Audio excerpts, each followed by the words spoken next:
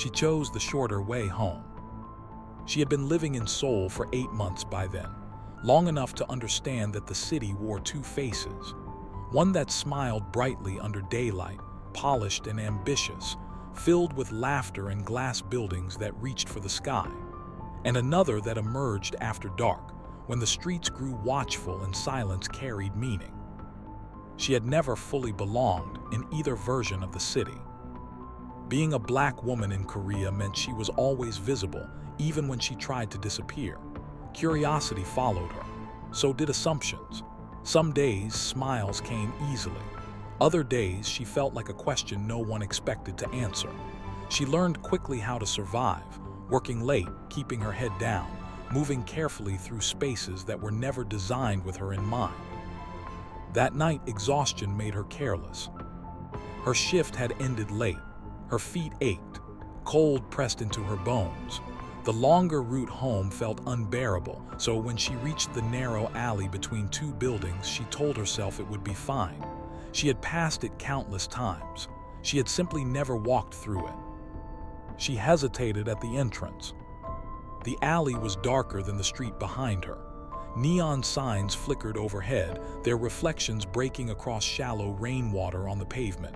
It was quiet, not peaceful, just empty, the kind of silence that felt deliberate. She stepped inside. Halfway through, she heard voices. Men's voices. Low, fast, sharp with tension. Her steps slowed instinctively. She didn't understand every word, but anger required no translation. It lived in tone, in breath, in the way the air tightened around it. Then she heard the sound that made her chest seize. Metal shifting. A click. Her heart dropped. She turned to leave immediately, instinct screaming louder than thought. She didn't want to see anything, didn't want to know anything. She only wanted to go home. She didn't get the chance. A hand grabbed her arm and yanked her backward into the shadows. The movement stole her breath, panic surging so fast her voice disappeared. She opened her mouth to scream, but only air escaped. Someone whispered for her to stay quiet. She froze. Fear didn't always make noise. Sometimes it convinced the body that stillness was the only mercy left. That was when he stepped into the light. He moved as though the alley belonged to him, tall, controlled, dressed in black that looked deliberate, not casual. He didn't rush, didn't scan the scene with nervous energy. He observed as if everything unfolding was already expected. His face wasn't twisted with rage. That was what made him terrifying. There was nothing there, no cruelty, no excitement, just calm. When his eyes met hers, something shifted. He didn't look at her like a victim. He didn't look at her like a woman. He looked at her like an unexpected variable, something he hadn't planned for. And then he spoke. Let her go. His voice wasn't loud. It didn't need to be. Authority settled into the words, heavy and unquestionable. The kind of voice men obeyed without understanding why. The grip on her arm tightened briefly, then loosened. The man holding her tried to speak. The gunshot ended the attempt. The sound echoed through the alley, sharp and final. The body collapsed to the ground, blood spreading across the concrete with disturbing ease. She screamed. He turned toward her immediately, not toward the gun, not toward the body, toward her. Look at me, he said. Her body shook uncontrollably. Tears blurred her vision, fear pressing tight against her chest. You saw nothing, he continued calmly. You were never here. She nodded frantically. His gaze lingered on her face, assessing. A foreigner, he murmured. She swallowed. She just works here, she said weakly, as if making herself smaller might save her. Silence stretched between them. Then he did something no one expected. He removed his coat and placed it around her shoulders. The warmth startled her. The weight grounded her. It smelled faintly of smoke and something else. Control, perhaps. Power. Whatever it was, it wrapped around her just as tightly as fear had moments earlier. Take her home, he instructed one of the men nearby. The man hesitated. "Boss, I said take her home." That was when the truth settled in. He wasn't just dangerous. He was in charge. The car ride passed in silence, the city sliding by outside darkened windows. When the vehicle stopped, she realized they weren't at her apartment. Panic surged again. "Where are they?" she asked, voice unsteady. "She's not safe tonight," he said calmly. "My enemy saw her." "She didn't do anything," she whispered. "I know," he replied. "That's why she's dangerous." Later, inside his glass-walled penthouse overlooking the city, he watched her like a man already regretting a decision he couldn't undo. "She should hate him," he said quietly. "He just killed someone." "She didn't ask him to save her," she replied. "No," he said softly, "but he chose to." His phone rang. He listened, and when he looked at her again, something unfamiliar flickered across his face. "Fear. They know about the girl," he said. And in that moment, the truth became unavoidable. She hadn't just seen his world. She had entered it. And he wasn't letting her leave. Even when the city outside the glass walls eventually dimmed and the traffic thinned into a distant hum, her body refused rest. Fear had settled too deeply, curling around her thoughts like smoke that wouldn't clear. Every time she closed her eyes, she saw the alley again, the flicker of neon, the sudden grip on her arm, the way the sound of the gunshot echoed long after it ended. She sat on the edge of the couch, wrapped in his coat, afraid to move too much, afraid to touch anything that belonged to him. The penthouse felt more like a command center than a home. There were no family photos, no personal clutter, no warmth. Everything was clean, precise, intentional. Floor-to-ceiling glass revealed souls stretched out below, glittering and unaware of the choices being made above it. It was beautiful in a way that felt cold, like something admired from a distance but never trusted. He stood near the window, his back to her, phone still in his hand. For a long moment, neither of them spoke. Then he said quietly, "They shouldn't have seen her." The words weren't spoken with anger. They were spoken with calculation. She swallowed. "She didn't see anything," she said again, repeating the only truth she felt might keep her alive. He turned slightly enough for her to see his reflection in the glass. His expression was controlled, unreadable. "That doesn't matter." She hugged the coat tighter around herself. Then why save her? The question hung in the air between them, heavy and dangerous. He didn't answer right away. When he finally spoke, his voice was lower. That's the question she should be asking herself. Silence returned, thicker this time. She noticed the way his men moved through the space, quiet, respectful, always aware of where he was. They never raised their voices, never questioned him openly. Each one carried the kind of stillness that came from long familiarity with violence. These were not men who acted on impulse. They were trained, loyal, dangerous. And they all answered to him. She had lived in Seoul long enough to recognize power when she saw it. Not the loud kind, not the flashy kind. This was the kind of power that didn't need to introduce itself. Still, she needed to know. "Who is he?" she asked softly. The room stilled. One of the men near the door shifted his weight. Another glanced toward him, then quickly looked away. It was subtle, but she felt it immediately, the tension, the unspoken warning. He looked at her then. Really looked at her. His eyes were dark, steady, and for the first time since the alley, something like hesitation flickered across his face. "Names are dangerous," he said. "Once you know them, you can't unknow them." "I'm already here," she replied. "That feels dangerous enough." A corner of his mouth twitched, not quite a smile, more like recognition. "People call him many things," one of the men said reluctantly, his voice low, "but never to his face." Her breath caught. "Why?" "Because the ones who say it aloud don't last long." She looked back at him. "Is he Mafia?"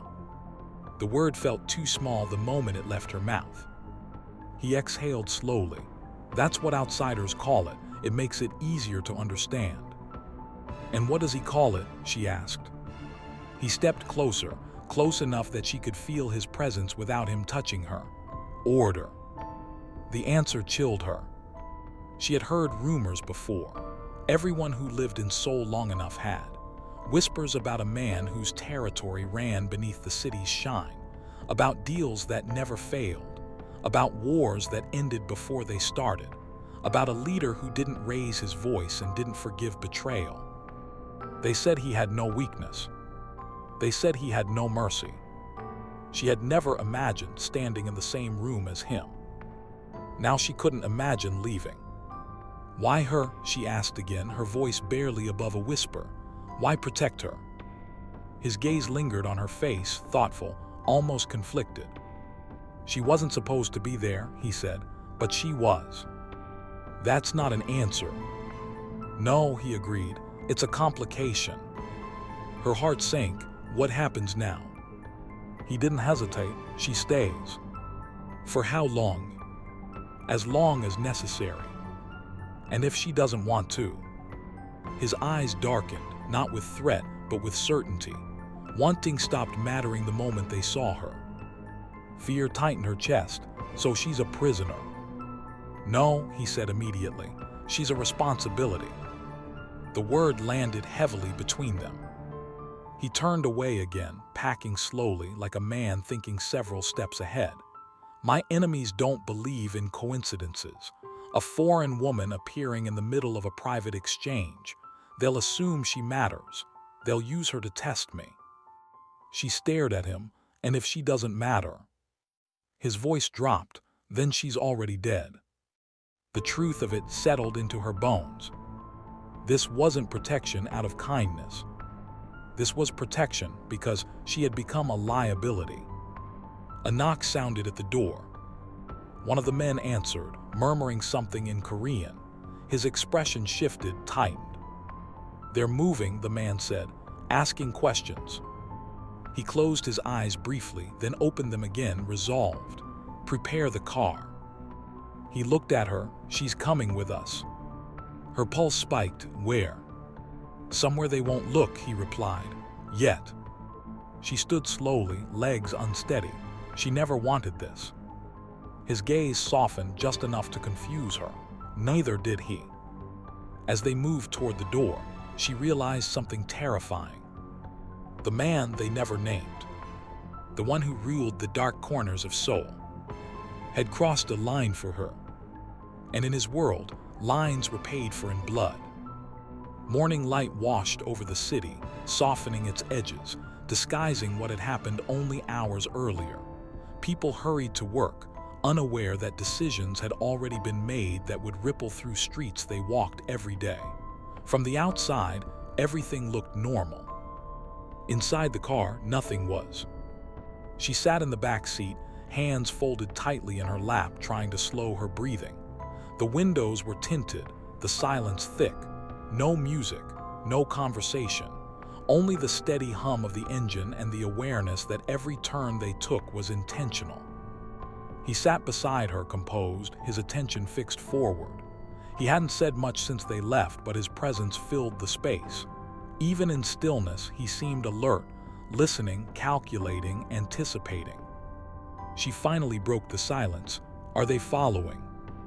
His eyes flicked briefly to the side mirror. Not yet. Yet, she repeated quietly. Yes. That single word told her everything she needed to know. The car turned off the main road and into a quieter district, where buildings sat farther apart and the city's noise faded into something almost peaceful. She wondered how many people lived here without knowing why this place existed. How many times danger passed them by because it was redirected elsewhere. The car stopped in front of a low, nondescript building. This is temporary, he said as the door opened. No one associates it with me. She stepped out slowly, scanning her surroundings. It didn't look like a hideout. It looked like an ordinary residence, clean, modest, forgettable. The kind of place no one looked twice at. Inside, the air felt different, safer but only barely. He dismissed most of the men, leaving just two stationed outside. When the door closed behind them, the silence returned, quieter now, heavier. "This is where she'll stay," he said. She looked around, alone. He shook his head, not completely. Her stomach tightened. "How long?" "As long as it takes for things to settle." "And if they do?" His jaw tightened slightly. "Then we adapt." She turned toward him, frustration finally breaking through the fear. She didn't ask to be part of this. She didn't even know his world existed. He met her gaze steadily. Neither did most people who ended up in it. She looked away, anger and fear twisting together. So what now? She just waits, hides. "For now," he said, "yes." She laughed once bitterly. That's easy for him to say. He still has control. The words lingered. For the first time, something in his expression shifted. Not anger, not offense, something closer to acknowledgement. "Control," he said slowly, "is an illusion. It just lasts longer for some people." She studied him then, really studied him. The calm, the restraint, the way he carried responsibility like a second skin. This wasn't recklessness. This wasn't impulse. This was someone used to paying prices in advance. "Why does he keep pretending this doesn't matter?" she asked quietly. His gaze softened just a fraction. "Because the moment it matters, it becomes a weakness." The truth of that settled heavily between them. Hours passed. He took calls in another room, speaking in low tones she couldn't hear. Each time he returned, his expression was more focused, more distant. The outside world was closing in, tightening its grip. At some point, one of the men knocked softly and spoke to him in Korean. She watched his posture change as he listened. "They're asking about a foreign woman," the man said. Her heart dropped. "How detailed?" he asked. "Too detailed," the man replied. He nodded once. "That's enough, leave us." When the door closed again, he turned to her. "They're testing me," he said, "seeing how far they can push." "And what happens if he fails the test?" she asked. "They won't stop at her." She swallowed hard. "So she's leverage." "Yes." The word was blunt, honest. "And what does he plan to do?" she asked. He hesitated. That hesitation frightened her more than anything else. "I plan to remove the incentive," he said finally. She stared at him. "What does that mean?" "It means," he said carefully, "they must believe she's no longer under my protection." Her breath caught. "You're going to abandon her." "No," he said immediately. "I'm going to mislead them." "How?" He looked at her, eyes steady, voice low. "By letting them think I've already let her go." The room felt suddenly too small. "And if they come anyway?" she asked. "Then I'll know exactly who sent them." She shook her head slowly. "That's not protection, that's bait." "Yes," he agreed, "it is." Fear surged again, sharp and undeniable. She could die. His voice dropped. "She won't." "You can't promise that." "No," he said quietly. "But I can promise this. Anyone who touches her will not live long enough to regret it." She believed him. That frightened her, almost as much as the danger itself. As night approached, he prepared to leave. She watched him near the door, composed as ever, as if stepping back into chaos was just another routine. "When will he come back?" she asked. He paused. "As soon as it's safe." "And if it's not?" His eyes met hers, dark and unwavering. "Then he'll come back anyway." When the door closed behind him, the silence pressed in harder than before. She was alone. Seen. Marked. And somewhere in the city, men were already asking her name. Time stretched in unfamiliar ways inside the safe house. The hours felt too long, the silence too loud. Every sound, footsteps outside, the low murmur of passing cars, the distant bark of a dog, made her body tense. She tried to tell herself that this place was meant to disappear into the city, that anonymity was its strength. But fear didn't listen to logic. Fear listened for footsteps. She paced the living room, counting the tiles, memorizing the furniture, tracing the lines in the walls as if familiarity might grant her some sense of control. It didn't. Control had left her life the moment she stepped into that alley. Her phone buzzed once. Her heart jumped before her mind caught up. It was him. Just one message. Stay inside. Don't open the door for anyone. No explanation, no reassurance. She sat down slowly, gripping the phone as if it might disappear. The simplicity of the message told her everything. The situation had shifted. Something was moving faster than expected. Outside, the city carried on. Somewhere nearby, laughter drifted from an open window. A car radio played softly. Normal life continued only a few streets away from where she sat, frozen between safety and threat. A knock sounded at the door. Not loud, not aggressive, just polite. Her breath stopped. She didn't move. Another knock followed, slightly firmer this time. Delivery, a man's voice called out in Korean. Her pulse roared in her ears. She hadn't ordered anything. He had been clear, don't open the door for anyone. She stayed silent. The doorknob turned. Locked. She backed away slowly, her chest tight, every nerve on edge. The knocking stopped. For a moment there was nothing. Then voices. Two men this time, speaking low, irritated. She couldn't make out the words, but the tone told her enough. They weren't delivery men. They were searching. Her phone buzzed again. They're testing the perimeter. Stay away from the windows. Her knees nearly gave out as relief and fear collided. He knew he was watching, somewhere. She crouched behind the couch, heart pounding, as footsteps circled the building. Shadows passed the frosted glass of the windows, lingering just long enough to be intentional. Then nothing. Minutes passed, 10, 20. Finally, the quiet returned. She didn't move until her phone buzzed a third time. They've gone for now. She exhaled shakily, the tension in her body slowly releasing. Her hands trembled as she stood, the reality of what had just happened sinking in. They weren't guessing anymore. They were looking.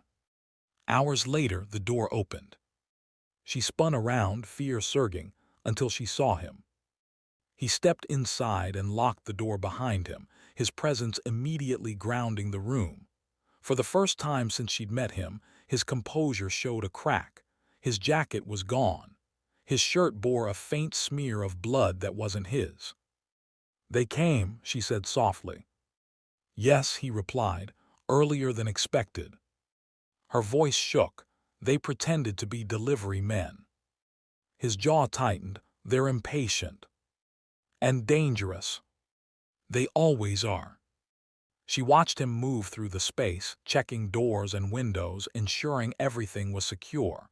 The ease with which he did it unsettled her. This wasn't new to him. This was routine. They're getting closer, she said, because of her.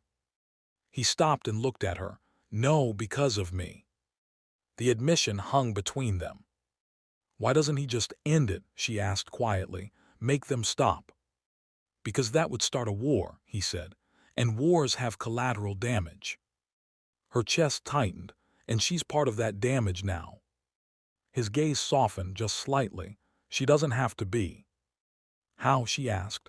They already know she exists. They know she exists, he corrected.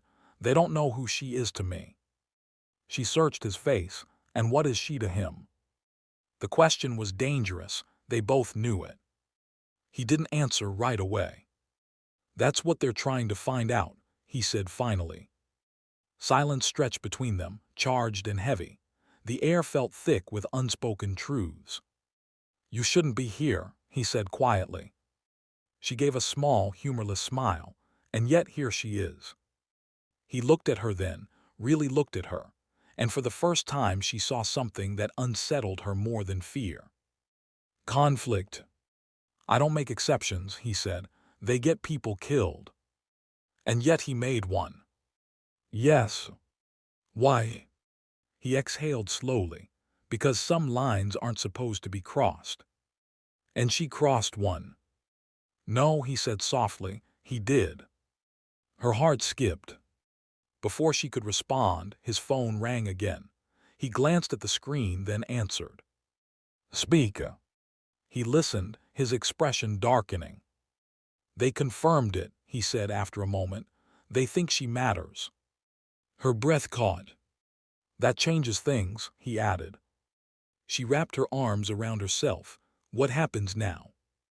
He met her gaze, voice steady but grave. Now we stop hiding. The words sent a chill through her.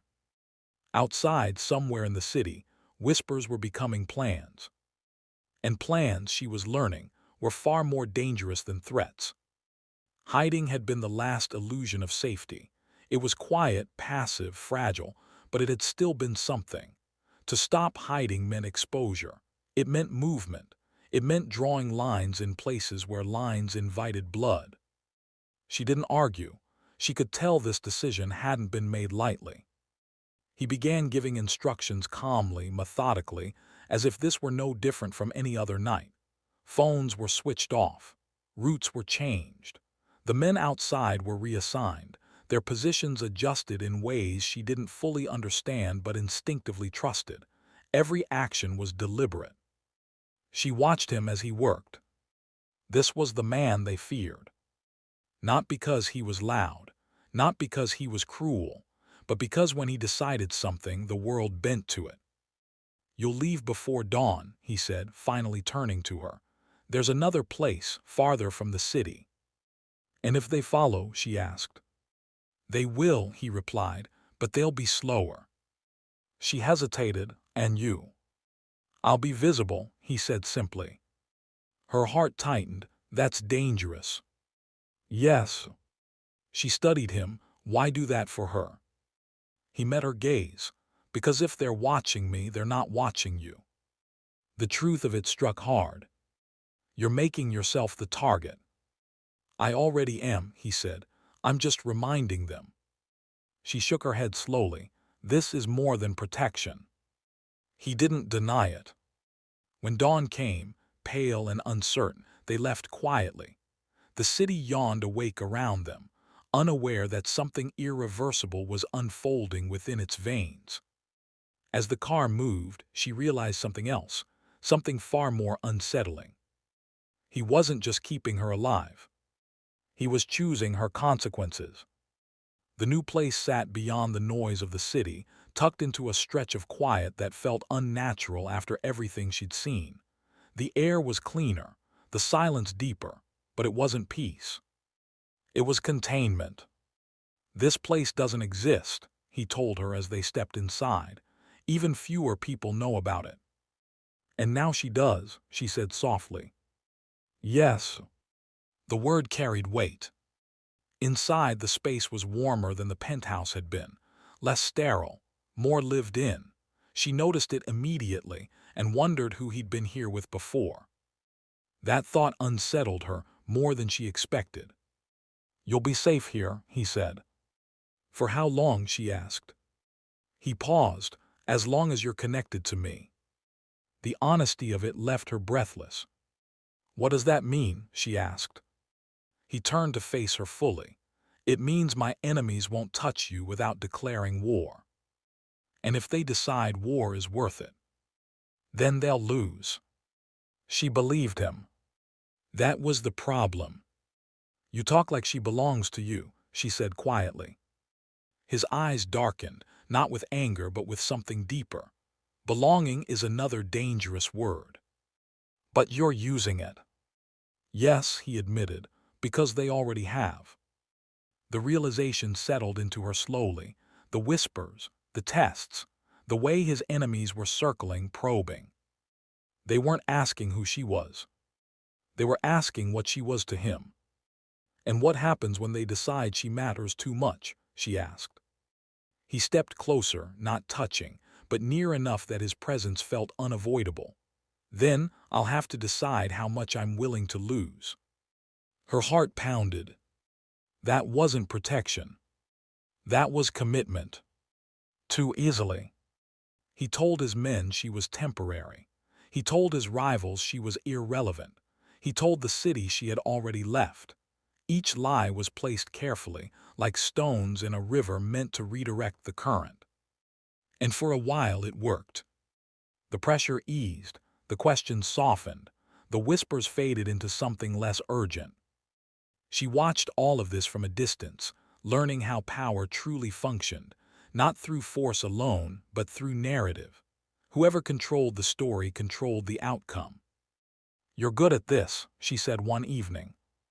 "At lying?" he asked. "At surviving." He gave a faint smile. They're often the same thing. But lies had a cost. The more he protected her, the more noticeable the protection became. The more he denied her importance, the more suspicious that denial appeared. "You can't keep this up forever," she said. "No," he agreed. "Forever isn't the goal." "What is?" He looked at her, something resolute settling behind his eyes. "Making them underestimate what I'm willing to do." That frightened her, because she was beginning to understand that he didn't bluff. She didn't notice it immediately. It happened quietly, without ceremony. One moment she was tense in his presence, measuring her words, tracking his movements. The next, she realized the fear she carried no longer pointed at him. It pointed outward, toward the world that wanted to tear him apart to get to her. She noticed it when she heard raised voices outside, and her first instinct was to move closer to him, not away. That realization sat heavy in her chest. "You're not scared of me anymore," he said later, as if reading her thoughts. She considered lying. She didn't. "No," she said. "She's scared of what happens if something takes you away." The word surprised them both. Silence stretched. "That's dangerous," he said finally. "Yes," she replied, "but it's already true." He looked at her like a man standing at the edge of something irreversible. "This was never supposed to happen," he said. "No," she agreed, "but it did." Outside, the city continued its quiet plotting. Somewhere, new whispers were forming, sharper and more deliberate than before. And though neither of them said it aloud, they both understood the truth now. She was no longer just someone he protected. She was the reason his enemies would come for everything. By the time the city noticed something was wrong, it was already too late. The shift didn't announce itself with violence or raised voices. It came quietly, like a realization settling into the bones. She felt it before she understood it, an unease that refused to leave, a sense that the ground beneath them had changed shape while no one was looking. The lies were no longer holding. The questions had returned, sharper now, more focused. They weren't whispered in corners anymore. They were spoken aloud, tested in places where silence had once been enough. His enemies had stopped wondering whether she mattered. They were deciding how much. He knew it before the warning came. She saw it in the way he moved, more guarded, more deliberate. The pauses between his words grew longer, weighted with calculations she couldn't hear. Power had always been his language, but now it carried a new dialect: restraint. Restraint was dangerous. "She can't stay here," one of his men said quietly, standing near the door. "They're closer than before." He didn't respond immediately. "She's the reason they're pushing," the man continued. "They think she's leverage." Silence. Finally he spoke. "They're wrong." The man hesitated. "Are they?" The question lingered after the door closed. She had heard enough. "You're thinking about sending her away," she said, her voice steady despite the storm inside her. He didn't deny it. "This was never meant to be permanent," he replied. She nodded slowly, but it became real. "Yes. And now it's a problem." He met her gaze, something raw passing through his eyes. It's always been a problem. She stepped closer. Then why didn't he stop it? Because stopping it would have meant letting her die, he said quietly. The truth of it hurt more than fear ever had. Outside, the wind pressed against the windows, restless. The world beyond the walls felt closer now, like it was listening. They'll keep coming, she said, even if I leave. Yes, he agreed, but they'll come faster if you stay. She swallowed. So this is where it ends. His jaw tightened. No, this is where it changes. He turned away, packing slowly, as if trying to outrun the weight of his own thoughts. There's one way to stop this, he said. One message they'll understand. She felt her chest tighten. What message? He stopped in front of her. That she's not a weakness, he said. That touching her is a declaration of war. Her breath caught. That's not protection, that's escalation. Yes. You said war has collateral damage. I know. And you're willing to risk it. I'm willing to end it, he replied, on my terms. The room fell silent. She realized then what his enemies had already begun to understand. This wasn't about control anymore. This was about attachment. And what if they hurt her anyway? She asked softly. His voice dropped to something colder. Then there will be nothing left to negotiate. She believed him. That belief was both terrifying and intoxicating. I never wanted this, she said. He nodded. Neither did I. But we chose it. Yes. The admission settled between them, heavy and irreversible. Outside, somewhere in the city, a line was being crossed. Messages were being sent. Plans were forming with her name folded into them like a weapon. She was no longer invisible. She was no longer protected by silence. She was known. And in his world, being known meant one thing above all else. Blood would be paid. As night fell over Seoul, he made the call that would change everything. Not to hide her. Not to trade her. But to claim her. And the city, holding its breath once more, waited to see who would survive the choice. By the time night fell again, she understood one truth clearly. Nothing about her life was accidental anymore. The city outside the window looked the same, bright, busy, unaware. But she could feel the shift beneath it. Somewhere in Seoul, people were asking questions they weren't supposed to ask. Names were being spoken in rooms where silence used to be enough. She stood by the window, wrapped in borrowed warmth, watching the city that no longer belonged to her. He joined her without a sound. They're talking, he said quietly. Her heart tightened. About her. Yes. And what do they think? He didn't answer immediately. They think she matters, he said finally. The words settled heavily between them. I never wanted this, she whispered. He looked at her then, his expression unreadable. Neither did I. Outside, sirens wailed somewhere in the distance, not close enough to matter, not far enough to ignore. She turned toward him. What happens now? His gaze held hers, steady and deliberate. Now, he said, we find out who's willing to bleed for curiosity. The lights of Seoul flickered below them. And for the first time since the alley, she realized something terrifying. She wasn't just in his world. She was the reason it was about to change.